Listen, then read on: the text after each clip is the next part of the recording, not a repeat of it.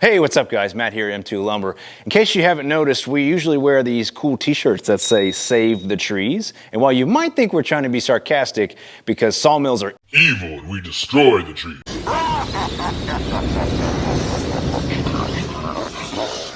that's not true.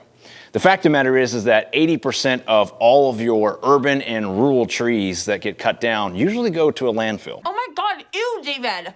And while some landfills might actually turn that into mulch, which can be used in your yard and other purposes like that, it's not a very long end-use product. So when we're taking a tree from either a yard or a new development from a rural area, we are turning that into lumber, which then you can turn into flooring or tables or bar tops or birdhouses or cutting boards or whatever. The fact of the matter is we're turning it into a resource which will be very, very long-lived. So the point of the t-shirt "Save the Trees" is to help us save them from the landfill. I need your help. If you want to help save trees from landfills, you can shop at your local sawmill. If you're buying products, you can buy products from woodworkers that also shop at their local sawmill. Or if you want, you can just buy a t-shirt from our website. We'll put the link on down below.